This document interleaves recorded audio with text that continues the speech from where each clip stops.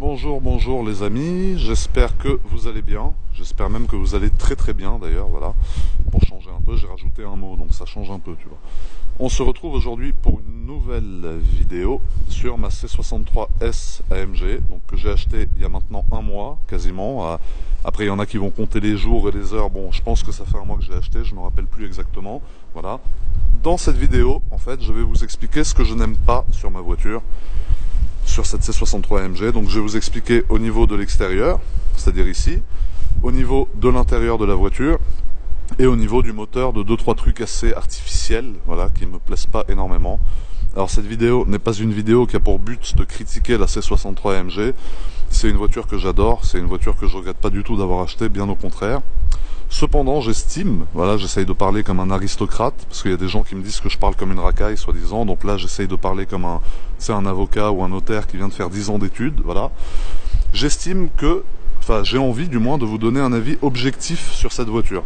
C'est-à-dire c'est pas parce que c'est ma voiture, c'est une voiture que j'ai achetée, que je vais vous dire ouais elle est magnifique, tout est bien, tout est beau, c'est la meilleure voiture du monde, etc. Je laisse ça aux gens qui se font payer à faire des vidéos, qui se font payer, voilà, pour dire que tout est beau, tout est bien, etc. sur la voiture. Moi, personne ne me paye. Enfin, voilà, tu m'as compris, hein. Les constructeurs de voitures ne me payent pas pour donner mon avis. Je paye toutes mes voitures, on me les offre pas, contrairement à d'autres personnes, mais je critique pas, c'est leur boulot, youtubeurs, etc. Donc ça fait partie du jeu. Donc moi, j'ai le droit, que eux n'ont pas, de vous donner un vrai avis sur la voiture. C'est-à-dire de vous dire ce que j'aime pas, ce qui est nul, parce qu'il y a des trucs qui sont nuls, et ce que j'aime beaucoup, ça je le ferai dans une autre vidéo. Mais là pour l'instant, en gros, je vais surtout te dire ce que j'aime pas, et ce que je trouve nul sur cette voiture, même s'il y a beaucoup de choses, il y a beaucoup plus de choses qui sont très bien que de choses qui ne sont pas bien, j'ai quand même envie de vous dire ce que je n'aime pas sur la voiture. Donc on va commencer par l'extérieur, je vais vous dire ce que j'aime pas au niveau de l'extérieur, ensuite on va passer sur l'intérieur de la voiture. J'espère que cette vidéo va vous plaire comme d'habitude. Donc nous allons commencer par l'extérieur de cette C63S. Alors, au niveau de l'extérieur, qu'est-ce qui ne me plaît pas? Alors, il n'y a rien qui ne me plaît pas, en revanche, il y a un principe qui me dérange un peu sur cette voiture. Le principe, c'est que chez Mercedes, depuis cette phase que nous avons là de C63 AMG, voilà, ils ont commencé à faire en sorte que tous les modèles se ressemblent. Je m'explique. C'est-à-dire que cette C63 AMG ressemble à une E63 AMG, qui elle-même ressemble à une S63 AMG. Bref, pour te la faire courte, en gros, tu as la S63 AMG qui est la plus grosse. Ensuite, tu as la E63 AMG qui est une petite S63 AMG. Et ensuite, tu as la C63 AMG qui est une petite E63 AMG. Qu'est-ce que ça veut dire? Ça veut dire tout simplement qu'ils ont fait la classe S en premier et que pour les modèles d'après, ils se sont dit on va pas s'emmerder, on va refaire les mêmes voitures mais en plus petit. Donc moi j'aime beaucoup le look de la voiture, je la trouve très belle, on est d'accord là-dessus. Je suis pas en train de critiquer l'esthétique de la voiture, je suis juste en train de critiquer le principe sur lequel, voilà, le très jeune principe, en gros sur lequel cette voiture-là ressemble à une E63 et à une S63, parce que c'est tout simplement la même, mais en plus petit. Donc ça c'est un principe qui me dérange un peu, voilà. À l'époque de ma C63 AMG édition 507, la W204 exactement, chacune de ces voitures-là avait sa propre personnalité, c'est-à-dire que la C63 AMG ne ressemblait pas à la E63 AMG, qui elle-même ne ressemblait pas à la S63 AMG. Voilà, ça c'est tout nouveau, d'ailleurs c'est présent chez d'autres marques aussi, comme BMW par exemple, que tous les modèles se ressemblent. Je trouve ça un peu dommage. Vous voyez là clairement, si je vous montre la voiture comme ça, vous n'êtes pas capable de me dire si c'est une S63 ou une C63 ou une E63, pour la simple et bonne raison que ce sont les mêmes feux arrière sur toutes les voitures, à très peu de choses près, mais c'est quasiment les mêmes feux à l'arrière. Donc je trouve ça quand même assez dommage d'en arriver au point de reprendre des pièces sur d'autres modèles pour les adapter sur des modèles un peu plus petits. Je trouve que c'est dommage, je préférais l'époque où chacune de ces voitures avait sa propre personnalité. Aujourd'hui c'est plus comme ça, les temps ont bien changé, ça c'est sûr et certain. Une autre chose qui me dérange, c'est que pour un véhicule qui vaut plus quand même de 100 000 euros, voilà, il faut le dire, parce que ça a son importance, tu as autant de plastique. Alors vous voyez, ça c'est du plastique, ça c'est du plastique, ça c'est du plastique, parce que ce ne sont pas les vrais échappements ils sont dedans, ça c'est des caches qui sont incrustées dans le pare-choc. Donc je trouve dommage que par rapport au prix de la voiture, ça soit pas du carbone par exemple, parce que c'est un peu dommage quand même, voilà, de mettre du plastique à ce prix-là, ou ils auraient pu mettre autre chose, je sais pas. Bon, de toute façon, je comptais changer le diffuseur, donc ça tombe bien, ça me donne une raison de plus de le changer, parce que franchement, je trouve ça un peu inacceptable que sur une voiture à ce prix-là, il y ait autant de plastique au niveau de l'arrière, quoi. Le diffuseur, clairement, on dirait pas une AMG, quoi. Alors ça a toujours existé, ça, même sur ma C63 édition 507, c'était exactement la même chose. Le diffuseur était en plastique, mais je l'avais fait peindre, donc ça rendait quand même beaucoup mieux que du plastique brut comme ça. Sur celui-là, c'est assez dérangeant, donc il va falloir y remédier. Au niveau de l'avant, bah, c'est pareil. Ici, on a tous les plastiques que vous voyez là, qui sont en plastique brut. Alors, ils auraient pu au moins les peindre en noir brillant. Ça, je vais m'en occuper moi, parce que voilà, comme d'habitude, eux ne sont pas capables de le faire. Ici aussi, tu as tous ces plastiques. Donc ça, c'est toujours la première chose que je fais sur mes voitures, c'est que je fais peindre les plastiques au niveau des pare-chocs ou alors des calandres, qui sont en plastique brut. Je les fais peindre en noir brillant par mon carrossier. Parce que si tu veux, bah ça finit mieux la voiture, quoi. Là, clairement, on dirait que je sais pas, qu'elle a été bâclée, ou enfin c'est pas beau, quoi, tout ce plastique sur des voitures comme ça. C'est assez dommage, mais bon, voilà, après j'y peux rien. Du coup, c'est à moi d'y remédier. Alors ça, c'est très beau. C'est des jantes façon, je dis bien, voilà, façon mono-écrou. Alors un mono-écrou, qu'est-ce que c'est? C'est ce qui va nous servir à démonter la jante. C'est-à-dire que là, en gros, tu tournes, moi avec un outil, pas avec ta main, parce que je suis pas encore Hulk, voilà, même si j'essaye. Tu tournes et ça te permet de démonter la roue. Là, c'est un faux mono-écrou. En fait, c'est un cache avec une déco style mono-écrou qui permet de cacher les vrais écrous qui sont situés derrière. Donc je trouve que c'est très beau, certes, mais c'est quand même dommage. Pourquoi, par exemple, ne pas avoir mis un vrai mono-écrou ou quelque chose comme ça? C'est dommage d'utiliser des caches pour cacher ce genre de choses. Soit tu laisses les écrous, soit... voilà. Voilà, donc au niveau de l'extérieur, je vous ai dit ce que j'aimais pas sur la voiture, donc je refais un petit récapitulatif grosso modo. Le look de la voiture qui ressemble trop aux autres modèles de la gamme chez Mercedes. Les faux mono-écrous qu'on a sur les jantes, qui ne sont pas des vrais mono-écrous, même si c'est beaucoup plus beau que des écrous normaux, ça reste des faux. Tout ce plastique qu'on a dans la calandre ou dans les pare-chocs, ça c'est assez dommage, ça fait vraiment cheap. Cheap, ça veut dire que c'est un truc voilà, un peu bas de gamme, ça je trouve ça dommage. Et voilà. Sinon, voilà, évidemment, je ne me plains pas, je trouve que la voiture est très belle, etc. Mais j'essaye juste de vous donner un petit avis objectif sur ce que je n'aime pas trop au niveau de cette voiture. Ensuite, autre chose, mais ça, c'est un défaut que même ma C63 AMG édition 507A, c'est le réservoir d'essence. Alors, c'est une voiture qui a un V8, ouais, un V8, voilà, de 510 chevaux en biturbo. Donc je t'explique pas, voilà, tu connais les voitures, je pense que tu as compris que ça consomme énormément. En gros, tu es à 20 litres au 100 minimum, même si tu roules, voilà, à part si tu roules à 92 sur autoroute au régulateur où tu seras à 18 litres au lieu de 20 litres. En gros, tu es à 20 litres tout le temps. Le réservoir est minuscule. Ça veut dire le réservoir il fait 60 litres. Donc 60 litres c'est vraiment minuscule pour une voiture comme ça avec un moteur comme ça. Donc en gros tu passes ton temps à la pompe à essence, c'est un truc de ouf. Cette voiture à chaque fois je la prends une après-midi, je la gare, j'en prends une autre et quand je reviens il manque les 3/4 du réservoir, faut retourner à la station. Je pense qu'ils auraient dû mettre un réservoir de 80-85 litres, au moins tu aurais pu être tranquille. Dans le fond c'est pareil parce que chaque plein te coûte moins cher, ça on est d'accord, mais n'empêche que tu passes ton temps à la station essence à faire le plein, et ça c'est un truc qui est vraiment chiant. Donc Mercedes, voilà, si tu regardes ma vidéo, essaye s'il te plaît dans la prochaine de mettre un réservoir un peu plus gros, on arrêtera de perdre du temps à cause de toi. Merci bien. Il y a un autre truc qui a le don de m'énerver chez Mercedes, c'est leur clé. Alors, j'ai aussi une SLS AMG Roadster, comme certains le savent, je ne sais pas si tout le monde le sait, mais certains le savent, et j'ai la même clé que ça. Donc en fait, peu importe le niveau de voiture que tu achètes, enfin, c'est-à-dire la gamme de voitures, parce que chez Mercedes, tu as des voitures à 20 000 euros, et tu en as d'autres qui montent jusqu'à 500 000 euros, quoi, voilà. Peu importe en gros le modèle que tu achètes, tu as la même clé. Sauf que, ils te vendent, alors je tiens à préciser parce que c'est très important, ils te vendent pour le montant, je crois, de 150 euros, un petit blason AMG que tu peux coller derrière ta clé. Donc pour moi, ça c'est juste prendre les gens pour des idiots, parce que bon, j'estime quand même que c'est la moindre des choses d'avoir droit au petit blason AMG derrière ta clé, alors que tu as une AMG, parce que c'est une AMG, tu vois, donc c'est un fait, je veux dire, c'est, voilà, elle est là, elle est devant nous. Donc je trouve ça dramatique, voilà, qu'ils fassent des clés comme ça. Les clés Ferrari encore, certains, beaucoup disent qu'elles sont moches, etc., qu'elles sont vieilles, mais bon, au moins c'est des clés Ferrari et elles ont leur charme, mais je trouve que cette clé est juste horrible, voilà. Donc ça c'était pour la petite partie que je n'aime pas en rapport avec la clé, parce que ça a son importance quand même.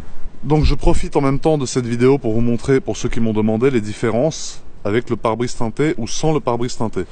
Donc là vous voyez, vous avez le pare-brise qui est teinté, et quand vous sortez, vous avez l'impression qu'il fait jour, et là vous avez l'impression qu'il fait nuit. C'est normal, le pare-brise est teinté, comme je l'ai dit à plusieurs reprises. Donc voilà, vous avez le rendu, c'est-à-dire ce que ça donne vu de l'intérieur, parce que beaucoup de gens m'ont demandé ce que ça rendait vu de l'intérieur. Donc voilà, dehors, dedans, et les vitres, elles sont noires, c'est un placard, tu vois rien du tout. Voilà. Alors ensuite, partie très importante de ce que je déteste sur cette voiture, voilà, ça c'est Chéri FM, t'inquiète pas, ce n'est pas ce que j'écoute, on va changer d'ailleurs, je sais pas pourquoi ça s'est mis là, voilà, on va mettre ça 105, c'est beaucoup plus agréable. En gros, un truc qui m'énerve, c'est ce petit bouton très minable qui se trouve ici. Alors ça, qu'est-ce que c'est? Beaucoup d'entre vous vont me dire, on sait ce que c'est, machin, mais il y en a qui ne savent pas, et il faut penser à eux, mon ami. Cette chose, ce petit bouton démoniaque que nous avons ici, s'appelle le Start and Stop. Le Start and Stop, qu'est-ce que c'est? Ça veut dire qu'à chaque fois que tu vas arriver à un feu rouge et appuyer sur le frein pour t'arrêter au feu rouge, à part si tu es un mec qui t'arrête pas au feu rouge, ah, ça y en a plein, ça se comprend, hein, voilà. Si tu es un mec qui s'arrête au feu rouge, quand tu t'arrêtes, le moteur va s'éteindre. Il va rester éteint et il va redémarrer jusqu'au moment où tu relâcheras la pédale de frein pour redémarrer. Donc ça se fait très vite, etc. Ça ne gêne pas. Moi, si tu veux, ça me rend malade. Donc la première étape, à chaque fois que j'arrive dans mon véhicule et que je l'allume, voilà, j'ai dit véhicule comme un testeur de chez Auto Plus, c'est dramatique. En gros, dès que je rentre dans la voiture, ce que je fais, c'est que j'appuie là, parce que tu as quand même la chance d'avoir la possibilité de le désactiver. Donc voilà, premier truc que je fais, évidemment, je le désactive, parce que d'après moi, ça ne sert à rien, voilà, ça ne pollue pas moins, je ne pense pas, premièrement. Deuxièmement, c'est rentable qu'au bout de 8 secondes apparemment, ça veut dire qu'il faut que chaque arrêt soit de plus de 8 secondes, hein, voilà, 8 secondes, donc c'est assez long, là ça paraît très court, mais je te garantis que c'est assez long, pour que ça marche, enfin pour que ça soit rentable et que ça pollue moins en effet. Moi je pense que chaque arrêt qu'on fait c'est à peu près 2 secondes à chaque fois, voilà, parce que le feu il repasse au vert, tu mets launch control et tu pars en laissant tes pneus, voilà, aux gens qui sont derrière, moi c'est comme ça que je marche en tout cas. Donc voilà, ça c'est un truc qui me rend fou, et même si dans le fond ça ne change rien, moi je sais pas, ça me dérange que ma titine, non je rigole, ça me dérange que ma voiture s'arrête au feu rouge comme ça, c'est, je sais pas, je trouve ça dramatique, c'est honteux, c'est voilà, tout ce que tu veux, je n'aime pas ça. D'ailleurs je n'aime pas tout ce qui est écologique, moi je veux un truc sans cata, ligne tube complète qui crache des flammes, et c'est ça qui m'intéresse. Personnellement, le start and stop, je m'en cogne, voilà. Oui je sais, il faut penser aux générations futures, bah écoute, j'y pense, voilà. Ensuite, ça, c'est l'échappement sport. Alors, l'échappement sport, je vais y venir. Tout le monde va me dire que c'est très sympa. Moi aussi, je vais vous dire que c'est très sympa. D'ailleurs, je vais vous montrer tout de suite comment ça marche. Voilà, donc là, la voiture est allumée et l'échappement sport est activé. Donc, au niveau du bruit, ça donne ça.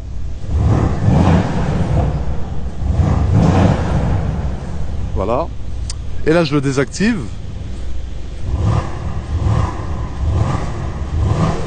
Donc ça ne fait quasiment plus de bruit. Je trouve ça dommage qu'on en soit arrivé sur des C63 AMG, qui à l'époque étaient des voitures, si tu veux, qui faisaient du bruit tout le temps, à mettre ce genre d'échappement, qui en plus quand il est ouvert, donne un bruit qui est assez artificiel. C'est-à-dire tu sens que c'est pas le vrai son du moteur, c'est un truc hyper travaillé, etc. Tu vois, c'est pas comme sur les anciennes où voilà, t'allumes, c'est le V8 6 litres 2 Atmo qui parle, ça gueule, ça crache du feu. Là, tu sens que c'est un son qui est beaucoup retravaillé et qui est assez artificiel. Voilà, après, bon, ça fait du bruit quand même, tu vois. Voilà, je suis pas en train de me plaindre, mais voilà. C'était juste pour dire quelque chose en fait, parce que voilà, je savais pas quoi dire, donc j'ai dit ça. Ensuite, nous avons ce magnifique volant qui se trouve là, voilà, que je vous ai déjà montré dans ma précédente vidéo, je sais, volant 3 branches. Il y a un truc qui me dérange avec ce volant, et chez Mercedes tu n'as pas le choix, c'est cette partie en Alcantara. Alors c'est très beau, ça te permet de bien agripper le volant, voilà, tu peux faire des mouvements assez brusques, etc. sans que ça glisse. Il n'y a pas de souci, on est d'accord. Je vais couper le moteur, voilà, on est d'accord là-dessus. Le seul problème de l'Alcantara, c'est que quand tu es quelqu'un comme moi, qui a les mains moites, tu vois, mes grandes mains sont souvent moites. Alors avoir les mains moites, qu'est-ce que ça veut dire? Ça veut dire que tu as les mains qui transpirent. Voilà, ça paraît dégueulasse comme ça. t'auras pas envie de me serrer la main, c'est sûr. Bon après voilà, c'est pas en mode fin de fontaine où ça coule, etc. C'est juste qu'elles sont un peu humides. Donc j'espère que je ne t'ai pas dégoûté de moi jusqu'ici. Voilà. Mais en gros, quand tu as les mains moites et que tu agrippes le très jeune Alcantara qui se trouve ici, bah ça le défonce. En gros, ça veut dire que là, bon, la voiture est quasiment neuve, donc il n'y a pas de souci, il est encore en bon état. Mais quand elle aura 100 000 km, voilà, si un jour elle arrive à 100 000 km, eh ben, je te laisse imaginer l'état de l'Alcantara. Ça sera vraiment pas beau à voir, à mon humble avis. Donc, il devrait laisser l'option d'avoir un volant full cuir pour les gens qui ont les mains qui pissent comme moi. Excuse-moi du terme, mais c'est une réalité. Afin de ne pas avoir un volant qui paraît dégueulasse et qui va dégoûter ta passagère assise à côté, qui va se dire qu'elle est tombée sur un gros crado, mon ami. Ensuite, ici, vous voyez, on a toute une rangée de boutons. Alors, ces boutons, à quoi ils servent? C'est des boutons sur lesquels normalement il y a des options, à savoir la vision tête haute. Alors la vision tête haute, ça va être la vitesse qui s'affiche sur ton très jeune pare-brise, le régulateur de vitesse adaptatif et d'autres conneries, volant chauffant, etc. que je n'utilise pas. Alors je n'ai pas pris ces options volontairement. Pourquoi volontairement? Parce que c'est des trucs que j'ai dans d'autres voitures et que je passe mon temps à désactiver. Donc ce n'est pas pour une question d'économiser de l'argent, etc. Bien que des fois économiser de l'argent ça ne fait pas de mal, voilà, tu m'as compris. Mais en gros, bref, ça c'est des trucs que j'utilise pas, donc que je n'ai pas pris. Mais ce qui est dommage, c'est que même quand tu ne les prends pas, vu qu'ils fabriquent toutes les pièces à la masse, voilà, c'est-à-dire qu'ils en fabriquent 100 000 comme ça, et ben ils te mettent le truc avec des espèces de boutons noirs dégueulasses, voilà, comme vous pouvez voir ici. Et en gros, bah voilà, ils te rappellent bien que tu n'as pas pris ces options et que tu es un gros crevard, voilà, en gros c'est ça, c'est tu vois, t'es un crevard, t'as voulu économiser, bah nous on te met des boutons en plastique dégueulasses, ça t'apprendra la prochaine fois, t'as qu'à les prendre. Donc ça je trouve que c'est assez dramatique. D'ailleurs, les amis, je tenais à vous dire, n'hésitez pas à me dire dans les commentaires, parce que moi j'aime bien que les commentaires soient une zone d'interaction. Alors, une zone d'interaction, qu'est-ce que ça veut dire?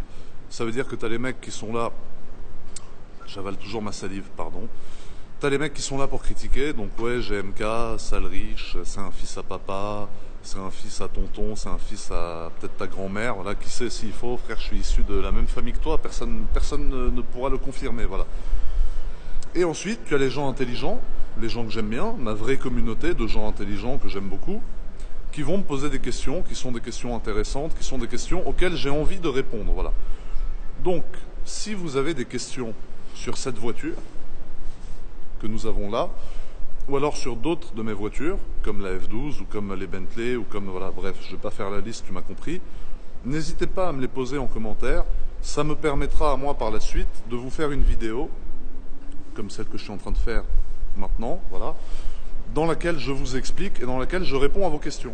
Parce que moi, ça me fait plaisir de répondre à vos questions, ça me fait plaisir de vous apprendre, entre guillemets, des trucs. Alors, je vais pas t'apprendre comment fourrer une gonzesse pour la première fois, tu m'excuseras, ça, il y a d'autres gens qui sont là pour le faire à ma place, voilà. Mais si je peux t'éclairer ou t'apprendre quelque chose sur une de mes voitures, c'est avec plaisir, voilà. D'ailleurs, sur cette voiture, j'aimerais bien savoir ce que vous aimez bien et ce que vous n'aimez pas. Alors, autant au niveau de l'extérieur, qu'au niveau de l'intérieur, ou qu'au niveau du moteur, ou qu'au niveau de toutes ces choses-là, j'aimerais savoir. Donc, dites-le moi en commentaire, ça m'intéresse d'avoir votre avis. Dites-moi aussi qu'est-ce que vous auriez modifié sur la voiture, parce que ça, je vais vous faire une vidéo dans laquelle je vous explique ce qui va être modifié dessus, à savoir pas mal de choses, à pas mal de niveaux, mais pour l'instant, on va garder le secret. Donc les amis, n'oubliez pas Instagram, GMK001, c'est là où je vous mets tout avant les vidéos YouTube. Cette vidéo se termine maintenant.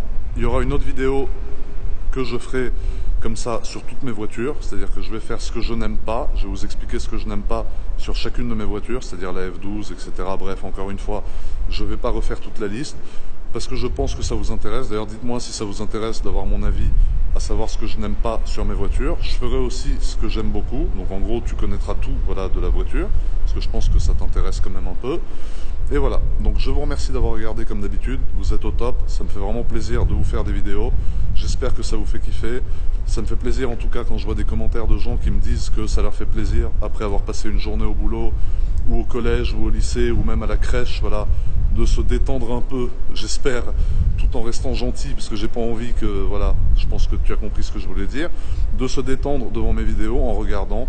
Donc j'espère que ça vous plaît, ça me fait vraiment plaisir, vous êtes au top la famille, merci beaucoup et à bientôt.